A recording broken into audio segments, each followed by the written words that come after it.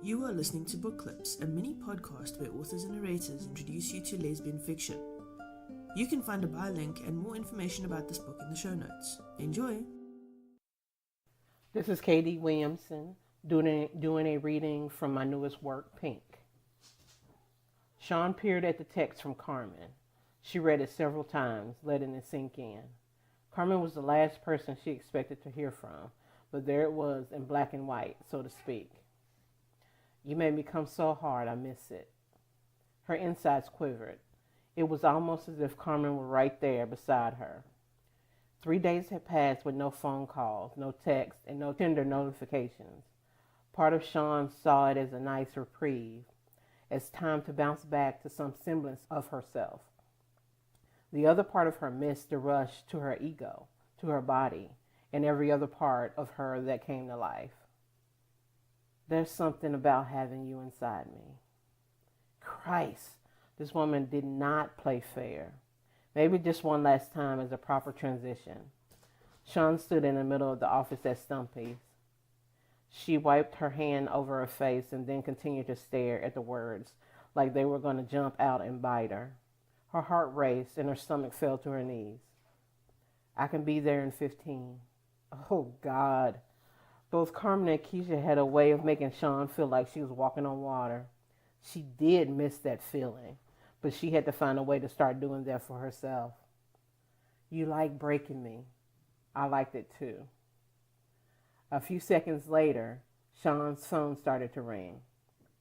Carmen's name flashed. Without thought, she answered it, and immediately after, the voice in her head screamed at her for being an idiot. I'm already on my way. Well, shit. No, you can't. I told you not to call. Shawn's voice was hoarse, weak. You weren't very convincing the last time I saw you, and you're not now either. I'm at work, Carmen. Shawn started to pace, walking the length of the office from the door to the cash register and back again. So, that didn't stop us before. We didn't do anything here. You had your hand down my pants. I called that something. Shawn took the phone away from her ear and stared at it, ordering it and the woman on the other side to behave. She cleared her throat and put Carmen on speaker. I'm not doing this with you. Do you remember the first time? The way you pounded into me? She remembered. Shawn closed her eyes. Doing things like this were not good for her. Regardless, Shawn's whole body protested. Her pacing increased. I don't want to be mean. I've done enough of that. Irritation simmered underneath her skin. Maybe I want you to. No! Shawn was loud, shrill. Carmen went quiet. No, Shawn repeated softly. I know how this is going to sound, but it has nothing to do with you. Oh, please, don't even go there. Carmen sighed. She sounded bored. Carmen hung up. After throwing her phone on the table, Shawn plopped down into the chair. She was fucking exhausted, and it was barely 11 a.m. She exhaled shakily. She'd come damn close to saying yes, but she didn't. It was a victory, and Shawn wanted nothing more than to share it with Veda. She would be proud, but she wouldn't be proud. Things were still tense between them.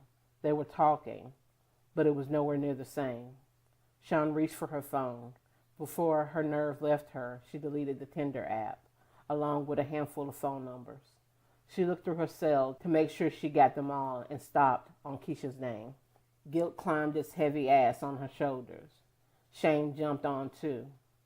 Keisha deserved better than what Shawn had given her, but there was a huge possibility that the last time they saw each other was actually the last time. Shawn didn't want to leave it like that. Keisha's temperament was similar to Veda's in a way. They were both fierce, opinionated, and Shawn got the feeling that if they had a chance to become friends, she'd have Keisha in her corner for life. And given their most recent conversation, that was all Keisha was emotionally available for. If she was, indeed, available to Shawn at all anymore. Shawn typed 3 letters and hit send. Hey. Minutes flew by without a response. After an hour passed, Shawn accepted that Keisha wasn't going to answer. but she wasn't going to give up. After hitting send on her third resume today, Shawn leaned back in her chair and stretched. She groaned as her shoulders and back popped, but it felt good. It had been a pretty slow day so far, which gave her a little more time to look for a new job. She should have been doing inventory. However, she still had a few hours in her shift to get that done. The door creaked. Shawn glanced up, but there was no one there. A few seconds later, it opened again. A man entered. He had something wrapped in a tarp and thrown over his shoulders. Shawn stood. What in the pearly fuck? Was that a body? And if it was, why the hell would he bring it here? Her mind went into overdrive, leaving her squeamish and stuck on necrophilia. Also, she'd been lucky so far in that none of her customers had been really threatening, and no one had tried to rob her. Stan from the second shift had a few run-ins, and so did the overnight guy. Maybe all that was about to change. Shawn picked up her phone as she watched the man walk toward the window. Now that she had a good look at him, he seemed familiar. He tapped on the window. Don't take all day getting up here. I only had 30 minutes. A light bulb went on as she moved toward the window. It was the white-haired man who desperately needed Debbie. He looked around nervously before unwrapping his package. Yep, it was the white-haired man and his Debbie. Hard to forget, even though she hadn't seen him since. Debbie still had the tape around her thigh, but there was a lot more than before. Shawn pulled on some gloves. Can I help you? I've only had her a couple of months. I know y'all don't do refunds, but maybe you can help figure out how to fix her. Shawn's mouth fell open. Could a person get an engineering degree for this kind of thing? She didn't know what the hell to do and was tempted to call Phyllis, since she seemed to be Jackie of all trades. I don't know if I can help you. Well, I know what the problem is. The mouth isn't sucking as hard as it used to. Shawn could do nothing but stare. He said all that with a straight face. If you come out here, I can show you. His forehead was already lined with wrinkles, but there was a line between his eyebrows that screamed actual concern for his situation. Since she worked at Stumpy's, Shawn had never backed down from a strange situation, and she wasn't going to start now. They usually had a huge payout concerning entertainment value and the humanity behind it. She unlocked the office door and stepped out, meeting the white-haired man at the window. Debbie gaped at her with wide, empty eyes, made worse by weirdly smiling lips parted by a rather large hole right in the middle. So she doesn't suck as hard. No, I don't know what happened. She was fine one day, and then he sighed. Maybe you could order a part or something once we figure out which one it is. Shawn started staring at him again. You don't believe me? The crease between his eyes deepened. I can show you. Stick a couple fingers in there. Shawn took a step back. Not even if I had on 10 pairs of gloves, mister. He rolled his eyes. Fine, just watch then. It doesn't even make the sounds anymore. Sounds? Shawn asked. Sucking sounds. He gave her a pointed look. Oh, okay. How stupid of her. It should have been obvious. He shoved a finger down Debbie's throat. She made a faint clacking noise. The white-haired man pulled his finger back out. See? No resistance at all. It didn't used to do that. Maybe Debbie was tired of being used. Shawn bit the inside of her cheek to keep from smiling. She shrugged. Did you see? Sir, Just put your finger down in there. I swear to God, I'm not making this up. Well, this was serious if he had to swear to God. No, I believe you. I'm still not putting any part of me inside any part of her. Maybe something needs to be reset.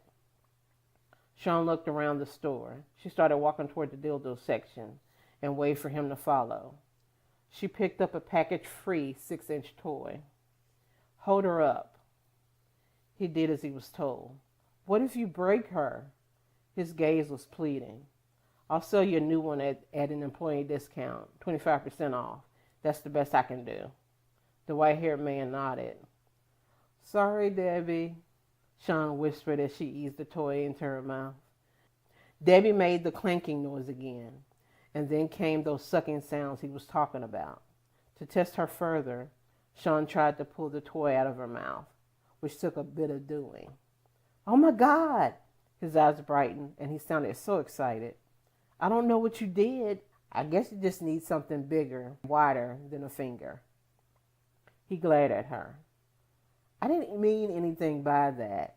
Sean tried to sound sincere. It really was an innocent statement. The white-haired man's face turned blotchy red. "Well, what am I supposed to do?" Sean had to take a second. The humor of the situation was catching up to her. We have penis extenders or sleeves." She took a few steps to the right and took one off the rack to show him. His eyes bulged out of his head. The man looked like he was about to have a stroke. Sean bit the inside of her cheek again, hard, but laughter bubbled out anyway. She covered her mouth with her hands and mumbled, "Sorry." He threw Debbie over his shoulder and marched for the door, forgetting his tarp. Somehow Debbie got twisted. She stared sightlessly at Sean like she had a couple of months before. It was obviously a cry for help. Sean laughed even harder, and God, did it feel good. She could remember the last time that happened, and the lightness that tagged along was something she had sorely missed. The white-haired man turned toward her. His face was scrunched, and it couldn't get any redder. "I'm reporting this to your manager." She held up a placating hand. "I'm so sorry. It's not you, really. There's just a lot going on." He still glared. "Look, I know you don't have time today, but how about a free token? You can use it the next time you come in." Sean smiled at him. He was mad as hell, but after a few seconds, his shoulders sagged and he nodded. The door opened. He moved quickly, trying his best to cover Debbie back up. Sean snorted. She wasn't trying to be mean, really. Giving him a wide berth, she went back to the office. He met her at the window. "Oh, wait." He turned back and walked quickly toward the sex toy aisle and snatched a penis extender off the shelf. Sean almost started laughing again. 25% discount for your trouble, sir." The white-haired man smiled. She smiled back and meant it. Whether he knew it or not, in the last few minutes, he helped her tremendously. This is KD Williamson. This has been a reading from Pink. This was an episode of Book Clips, a mini podcast where authors and narrators introduce you to new books with a short reading. Get the book now by clicking on the buy link in the show notes. This link works for Amazon US, UK, and Canada. If you use our links, we earn a small commission from Amazon. Thanks for listening. Don't forget to rate and subscribe to this podcast.